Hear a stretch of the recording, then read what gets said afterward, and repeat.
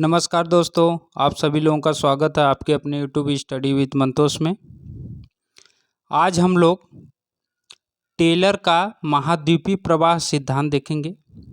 बहुत इम्पोर्टेंट है टेलर का महाद्वीपीय प्रवाह सिद्धांत। आइए आज हम इसमें विस्तृत चर्चा करते हैं। शुरू करते हैं टेलर का महाद्वीपीय प्रवाह सिद्धांत। F.B. टेलर ने अपने महाद्वीपीय प्रवाह सिद्धांत का प्रतिपादन सन 1908 ईस्वी में किया था। ये कब किए थे टेलर? 1908 ईस्वी में। 1908 ईस्वी में महाद्वीपीय प्रवाह सिद्धांत इन्होंने दिया था, परंतु उसका प्रकाशन 1910 ईस्वी में हुआ था। प्रकाशन कब हुआ था? 1910 ईस्वी में। दोनों प्रश्न पूछा हुआ है कि प्रवाह सिद्धांत कब दिए थे 1908 में, प्रकाशन कब हुआ था 1910 में। ठीक, आगे देखते हैं। टेलर का विचार स्थल भाग के क्षैतिज स्थानांतरण के विषय में था। टेलर का जो विषय था वो किस पे आधारित था? तो स्थल भाग के क्षैतिज स्थानांतरण के ऊपर था इनका सिद्धांत। इनका सिद्धांत जो था वो स्थल भाग के क्षैतिज स्थानांतरण के ऊपर था। ठीक, इसी के ऊपर ये विचार दिए थे। अब ये विचार क्या दिए थे देखिए। टेलर की परिकल्पना, ये परिकल्पना थी उनकी। टेलर की परिकल्पना का मुख्य उद्देश्य टर्शियरी युग, कौन युग? टर्शियरी युग। ठीक, टर्शियरी युग में मोढ़दार या वलित पर्वतों की व्याख्या करना। किसकी व्याख्या करना? पर्वतों की व्याख्या करना। कौन पर्वत? वलित पर्वत या मोढ़दार पर्वत। ठीक, उत्तरी तथा दक्षिणी अमेरिका, उत्तरी अमेरिका और दक्षिणी अमेरिका के रॉकीज और एंडीज, रॉकीज और एंडीज। रॉकीज जो है वो उत्तरी अमेरिका में, एंडीज वो दक्षिणी अमेरिका में। तो रॉकीज तथा एंडीज का उत्तर से दक्षिण दिशा में फैलाव, जो रॉकीज और एंडीज का पर्वत है ये उत्तर से दक्षिण में दिशा में है, उत्तर से दक्षिण दिशा में है।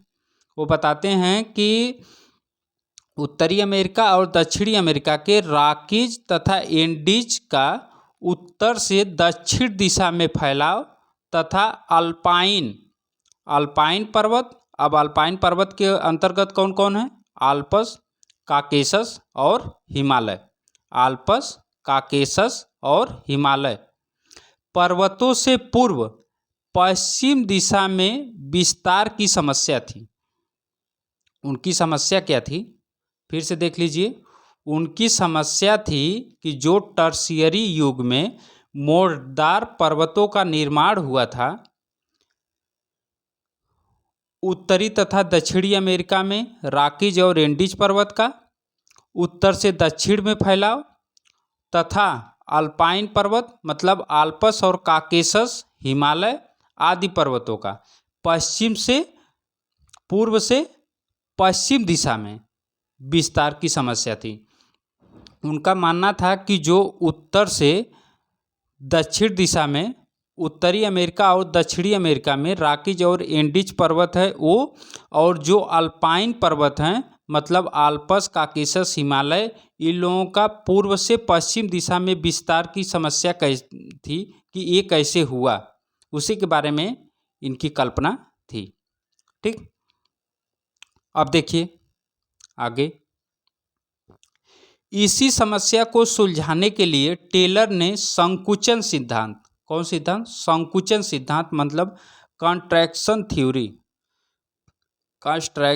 थ्योरी के विपरीत अपने स्थल विस्थापन सिद्धांत मतलब ड्रिफ्ट या डिस्प्लेसमेंट थ्योरी का प्रतिपादन किया। ठीक, इसका प्रतिपादन किया किसका? स्थल विस्थापन सिद्धांत का। ठीक, किसके विपरीत? संकुचन सिद्धांत के विपरीत। अब देखिए, इस प्रकार सिद्धांत टेलर का प्रथम प्रयास माना जाता है। ये जो प्रवाह सिद्धांत था, ये टेलर का प्रथम प्रयास माना जाता है। ठीक, इसके पहले ओंटोनियो स्नाइडर ने 1858 में अपना मत प्रवाह के विषय में व्यक्त किया था। ये जो प्रवाह शब्द था, प्रवाह शब्द, ये टेलर नहीं दिए थे पहले, उसके पहले 1858 ईस्वी में ये ओंटोनियो स्नाइडर ने दिया था। इस प्रवाह सिद्धांत को 1858 ईस्वी में ओंटोनियो स्नाइडर ने दे चुका था। ये तो 1908 में इस शब्द का प्रयोग किए थे, लेकिन ये शब्द का प्रयोग सबसे पहले ओंटोनियो स्नाइडर ने किया था। ये शब्द पूछा हुआ है कितनी बार कि प्रवाह शब्द कौन दिया था, तो ओंटोनियो स्नाइडर ने दिया था 1858 ईस्वी में। ठीक, आगे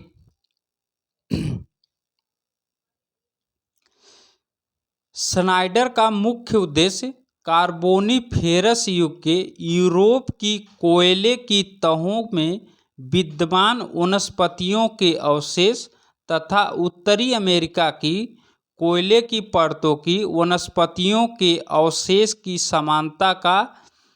समानता को स्पष्ट करना था। जो ओंटोनियो प्रवाह सिद्धांत, जो प्रवाह शब्द दिए थे, उस समय वो एक कार्बोनिफेरस युग के बारे में जो है चर्चा किए थे। और और जो हमारे ये महोदय हैं टेलर, ये जो है ये टर्शियरी युग के चट्टानों के बारे में चर्चा किए हैं। और ये जो स्नाइडर थे, ये कार्बोनिफेरस युग में किए थे। ठीक, और जो स्नाइडर थे, इनका जो क्रम था, ये इसके बारे में चर्चा किए थे कि यूरोप की जो कोयले की तह है, उसमें जो वनस्पतियों का अवशेष है, और उत्तरी अमेरिका की जो कोयले की परतें हैं, उनमें जो वनस्पतियों के अवशेष की समानता है, उसको जो है स्पष्ट करना है। उसके बारे में स्नाइडर ने बात किए थे। ठीक, अब आगे टेलर ने अपने सिद्धांत का शुभारंभ क्रीटेशियस युग में किया। जो टेलर थे, ये अपने सिद्धांत का जो शुभारंभ किए थे, वो क्रीटेशियस युग में किए थे। किसमें किए थे? क्रीटेशियस युग में। ठीक, वो क्रीटेशियस युग में किए थे। उस समय मुख्य रूप से 2 स्थल भाग थे। कितने स्थल भाग थे? 2। उस समय मुख्य रूप से 2 स्थल भाग थे। लारेशिया का स्थल भाग, लारेशिया का 2 स्थल भाग कौन कौन थे? एक लारेशिया था, दूसरा गोंडवाना लैंड था। तो अब लारेशिया का स्थल भाग उत्तरी ध्रुव के पास, लारेशिया का जो स्थल भाग था वो उत्तरी ध्रुव के पास, तथा गोंडवाना लैंड का दक्षिणी ध्रुव के पास स्थित था। लारेशिया का स्थल भाग उत्तरी ध्रुव के पास और गोंडवाना लैंड का दक्षिणी ध्रुव के पास स्थित था। क्या? स्थल भाग। ठीक, फिर से सुन लीजिए, लारेशिया का उत्तरी ध्रुव के पास, गोंडवाना लैंड का दक्षिणी ध्रुव के पास था। आगे उन्होंने यह कल्पना की महाद्वीप भाग सियाल के बने हैं। महाद्वीप भाग किसके बने हैं? महाद्वीप भाग सियाल के बने हैं। ठीक, कौन कल्पना किया था? टेलर। तथा सागरों में उनका, मतलब किनका? सियाल का। सागरों में सियाल का अभाव है। उन्होंने बताया कि स्थल भाग जो है वो सियाल के बने हैं, लेकिन सागरों में सियाल का अभाव है। सागरों में सियाल नहीं पाया गया है। सियाल भाग अथवा स्थल भाग सीमा पर तैर रहे हैं। किस पे तैर रहे हैं? तो सीमा पर तैर रहे हैं। ये बात तो इन्होंने भी बताई। आगे, टेलर ने महाद्वीपों का प्रवाह मुख्य रूप से विषुवत रेखा की ओर बताया। टेलर ने महाद्वीपों का प्रवाह मुख्य रूप से विषुवत रेखा की ओर बताया। किसकी ओर? विषुवत रेखा की ओर। ठीक, वो बताए कि जो प्रवाह है वो विषुवत रेखा की ओर है। आगे, स्थल प्रवाह का मुख्य कारण ज्वारी बल को बताया गया है। इन्होंने जो स्थल भाग का प्रवाह बताया था वो ज्वारी बल को बताया था कि ज्वारी बल की वजह से स्थल का प्रवाह हो रहा है। ठीक, क्रिटेशियस युग में जबकि चंद्रमा की उत्पत्ति हुई, क्रिटेशियस युग में जबकि चंद्रमा की उत्पत्ति हुई, उसी समय यह पृथ्वी के अधिक निकट रहा होगा। बताया कि क्रिटेशियस युग में चंद्रमा की उत्पत्ति हुई, उसी समय ये पृथ्वी के निकट रहा होगा, इसीलिए ज्वारी बल काम किया। इस कारण चंद्रमा की ज्वारी शक्ति भी अधिक रही होगी। बताते हैं कि जब क्रिटेशियस युग में चंद्रमा की उत्पत्ति हुई तो उस समय पृथ्वी के निकट था, इसीलिए इसकी चंद्रमा की जो ज्वारी शक्ति बल है ये अधिक रहा होगा। ठीक, इतना समझ में आ गया।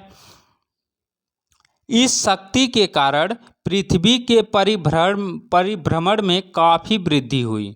इस शक्ति के कारण पृथ्वी के परिभ्रमण में काफ़ी वृद्धि हुई। ठीक,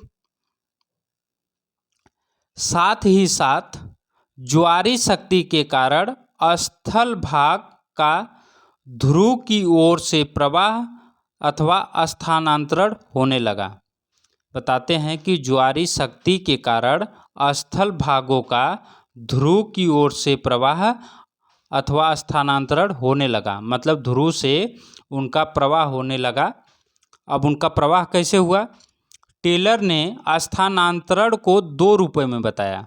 वो स्थानांतरण या प्रवाह को 2 रूपों में बताया। कौन कौन रूप? उन्होंने पहला तो बताया कि विषुवत रेखा की तरफ, कि उनका जो प्रवाह हुआ वो विषुवत रेखा की तरफ हुआ। दूसरा बताया कि उनका पश्चिम की तरफ, मतलब विषुवत रेखा की तरफ भी हुआ और पश्चिम की तरफ भी हुआ। ठीक, परंतु दोनों दिशाओं के प्रवाह में प्रयुक्त शक्ति चंद्रमा की ज्वारी शक्ति ही थी। ये चीज़ कंफर्म कर दिए। ये बार बार जो है चंद्रमा की ज्वारी शक्ति पर ही बल दे रहे हैं। इनका मानना है कि प्रवाह जो हुआ वो प्रवाह भी चंद्रमा की ज्वारी शक्ति के कारण ही हुआ है। जो विषुवत रेखा की तरफ और पश्चिम की तरफ, इन दोनों तरफ जो स्थानांतरण हुआ है, जो प्रवाह हुआ है, वो किसके कारण हुआ है? तो चंद्रमा की शक्ति के ज्वारी बल के कारण ही हुआ है। ठीक, इतना तो कंफर्म हो गया होगा। आगे, अधिक ज्वारी शक्ति के कारण लारेशिया स्थल भाग उत्तरी ध्रुव से विषुवत रेखा की ओर प्रवाहित होने लगा। अधिक ज्वारी शक्ति के कारण लारेशिया स्थल भाग उत्तरी ध्रुव से विषुवत रेखा की ओर प्रवाहित होने लगा। मतलब कि जो एक लारेशिया है और एक गोंडवाना लैंड, तो लारेशिया का जो भाग है वो कहाँ स्थानांतरित होने लगा, प्रवाहित होने लगा? विषुवत रेखा की ओर होने लगा। ठीक, अब आगे, यह प्रवाह संभवतः उत्तरी ध्रुव की अरी मतलब रेडियल दिशा में रहा होगा। वो बताते हैं कि यह प्रवाह जो है उत्तरी ध्रुव की अरी या रेडियल दिशा में होगा। आगे, इस प्रवाह ने उत्तरी ध्रुव के पास खिंचाव पैदा कर दिया। मतलब कि बताते हैं कि इस प्रवाह ने उत्तरी ध्रुव के पास खिंचाव पैदा कर दिया, जिस कारण स्थल भाग का प्रवाह के साथ साथ विभंजन भी हुआ। बताते हैं जिस कारण स्थल भाग का प्रवाह के साथ साथ विभंजन भी हुआ। अब आगे, इस खिंचाव तथा विभंजन के फलस्वरूप बैफिन की खाड़ी, कौन? बैफिन की खाड़ी, लेब्राडोर सागर तथा डेविस जल डमरू मध्य की रचना हुई। बताते हैं कि जो खिंचाव हुआ था, इसी खिंचाव और विभंजन के कारण बैफिन की खाड़ी का निर्माण या रचना, लेब्राडोर सागर की रचना, डेविस जल डमरू मध्य की रचना हुई। ठीक, किसके कारण? खिंचाव तथा विभंजन के कारण। ठीक, इतना कंफर्म हुआ। आगे, इसी प्रकार गोंडवाना लैंड का प्रवाह दक्षिणी ध्रुव से विषुवत रेखा की ओर हुआ। यह कई भागों में टूट गया। बताते हैं कि जैसे लारेशिया का विषुवत रेखा की तरफ प्रवाह हुआ, उसी तरह गोंडवाना लैंड का भी प्रवाह विषुवत रेखा की तरफ हुआ तथा यह कई भागों में टूट गया। अब इसके भाग के टूटने के कारण ग्रेट ऑस्ट्रेलियन बाइट जो होता है वो खाड़ी से छोटा होता है। तो ग्रेट ऑस्ट्रेलियन बाइट तथा अंटार्कटिका महाद्वीप के चारों तरफ रॉस सागर का निर्माण हुआ। किसका निर्माण हुआ? रॉस सागर का निर्माण हुआ। ठीक, इसी कारण मतलब जब गोंडवाना लैंड का प्रवाह दक्षिण ध्रुव से विषुवत रेखा की तरफ हुआ तो यह कई भागों में टूट गया। इसी कारण ग्रेट ऑस्ट्रेलियन बाइट तथा अंटार्कटिका महाद्वीप के चारों तरफ रॉस सागर का निर्माण हुआ। इतना तो कंफर्म हो गया होगा। आगे, ग्रीनलैंड तथा साइबेरिया के बीच और आर्कटिक बेसिन का निर्माण लारेशिया के विषुवत रेखा की तरफ प्रवाह के कारण हुआ। किसका? लारेशिया जो है, देखिए ये ऐसे था, ये यहाँ से दो भाग में ऐसे टूटा था। तो ये ऊपर वाला जो भाग था ये लारेशिया था, ठीक, और ये वाला भाग जो था ये गोंडवाना था, ठीक। अब ये जो लारेशिया वाला भाग था, इसी लारेशिया भाग जब इधर से विषुवत रेखा की तरफ आया तब ग्रीनलैंड, साइबेरिया और आर्कटिक बेसिन का निर्माण हुआ। किसका निर्माण हुआ? ग्रीनलैंड, साइबेरिया, आर्कटिक बेसिन, ठीक, इसका निर्माण हुआ। आगे,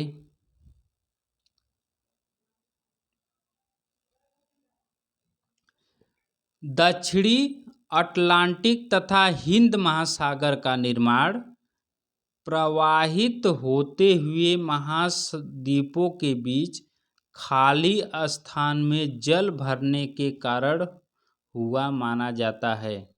अब देखिए, जो दक्षिणी अटलांटिक महासागर और हिंद महासागर का निर्माण प्रवाहित होते हुए महाद्वीप, मतलब कि जो महाद्वीप प्रवाहित हुए उनके बीच जो खाली स्थान था, जब उसमें जल भर गया तो बताते हैं कि उसी के कारण इसका निर्माण हुआ। किसका? दक्षिणी अटलांटिक महासागर और हिंद महासागर का। जब महाद्वीप का प्रवाह हुआ तो खाली स्थान हो गया, उस खाली स्थान में जब जल भर गया तो दक्षिणी अटलांटिक और हिंद महासागर का निर्माण हुआ। ठीक, अब आगे, टेलर ने यह माना कि प्रवाह के समय जहाँ भी अवरोध कम था वहाँ पर स्थल भाग लोब मतलब जो है ये लटकता हुआ भाग। लोब मतलब होता है लटकता हुआ भाग। ठीक, लोभ मतलब होता है लटकता हुआ भाग।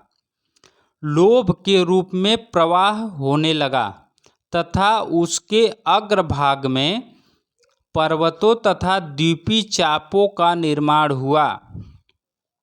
फिर से सुन लीजिए। टेलर ने यह माना कि प्रवाह के समय जहाँ भी अवरोध कम था वहाँ पर स्थल भाग लोभ के रूप में प्रवाह होने लगा तथा उसके अग्रभाग में पर्वतों तथा द्वीपीय चापों, ऐसे होता है, द्वीपीय चापों का निर्माण हुआ। ठीक, द्वीपीय चापों का निर्माण हुआ। लोभ का मतलब लटकता हुआ भाग। हिमालय काकेशस तथा आल्प्स पर्वत श्रेणियों का निर्माण लारेशिया तथा गोंडवाना के ध्रुव की तरफ से विषुवत रेखा की ओर प्रवाह के कारण बताया गया है। अब फिर से सुन लीजिए। यहीं पे वो क्लियर करते हैं कि जो हिमालय है, काकेशस है मतलब अल्पाइन के अंतर्गत जो पर्वत हैं,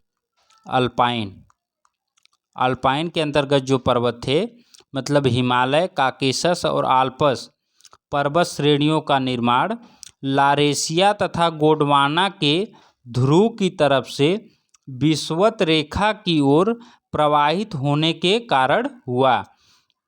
जो गोंडवाना लैंड था और लारेशिया था, मतलब लारेशिया और गोंडवाना लैंड जब ध्रुव से अपना क्षेत्र छोड़ के जब विषुवत रेखा की तरफ आए तो उन्हीं के प्रवाह से हिमालय, काकेशस और आल्प्स पर्वत का निर्माण हुआ।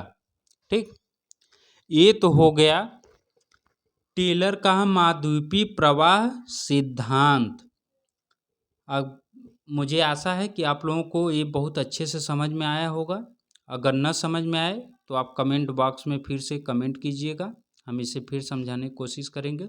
लेकिन अगर 2 से 3 बार अगर अच्छे से आप लोग देख लेंगे तो पूरा ये समझ में अच्छी तरह से आ जाएगा। मैं हर पॉइंट पे चर्चा किया हूँ और अच्छे से चर्चा किया हूँ। मुझे आशा है कि आप लोगों को बहुत अच्छा लगेगा। अब आगे आलोचना, इनकी आलोचना भी हुई थी। अब आलोचना की क्या हुई थी ये भी देख लेते हैं।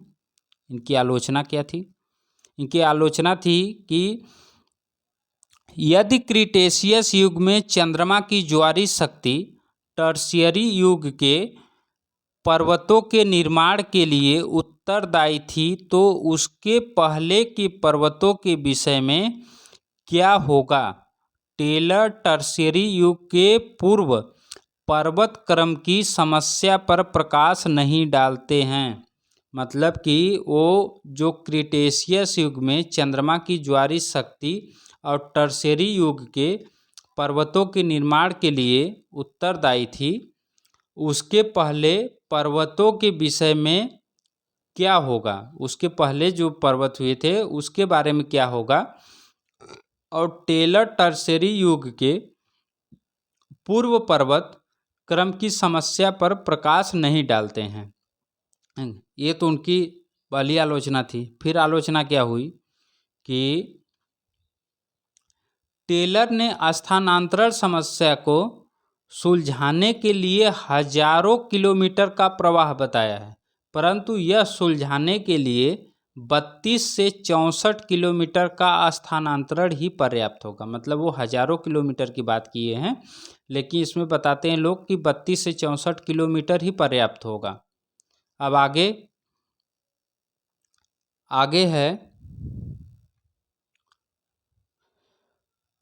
होम्स के अनुसार न तो ज्वारीय शक्ति न कोई बाहरी शक्ति ही महाद्वीपों में प्रवाह ला सकती है तथा पर्वत निर्माण में सहायता कर सकती है। यह शक्ति पृथ्वी के भीतर से आनी चाहिए। बताते हैं कि ज्वारी शक्ति जो है और बाहरी शक्ति ये पर्वत निर्माण में प्रवाह नहीं ला सकती है और पर्वत निर्माण में सहायता नहीं कर सकती है। शक्ति जो है वो पृथ्वी के भीतर से आनी चाहिए, उससे जो है कि प्रवाह और निर्माण होगा। इस प्रकार टेलर का महत्व यद्यपि मान्य नहीं है। इस हिसाब से टेलर का जो ये महाद्वीपीय प्रवाह सिद्धांत है ये मान्य नहीं है, परंतु परिकल्पना का महत्व इस बात में है कि उन्होंने महाद्वीपों तथा महासागरों के अस्थायित्व के विपरीत आवाज़ उठाकर संकुचन सिद्धांत के खिलाफत तथा महाद्वीपीय एवं प्रवाह महासागरों के निर्माण की समस्या को सुलझाने के लिए नई विचारधारा का सूत्रपात किया। मतलब कि जो संकुचन सिद्धांत था उसके विपरीत इन्होंने आवाज़ उठाया और उसकी खिलाफत की और महाद्वीप और महासागर की समस्या को सुलझाने के लिए एक नई विचारधारा प्रस्तुत किया। ये जो है कि सबसे बड़ी बात है, इसीलिए जो है कि इसको भी मान्यता मिलती है। और होम्स का जो प्रवाह सिद्धांत है, जो होम्स का है, प्रवाह सिद्धांत नहीं, होम्स का जो सिद्धांत है, अगर उसके बारे में जानना है तो प्लेलिस्ट में वीडियो बहुत सारी पड़ी हैं, उसमें मैं इसके बारे में विस्तृत चर्चा किया हूँ, बताया हूँ। वहाँ से जाके आप होम्स का देख सकते हैं पूरा वीडियो। ठीक,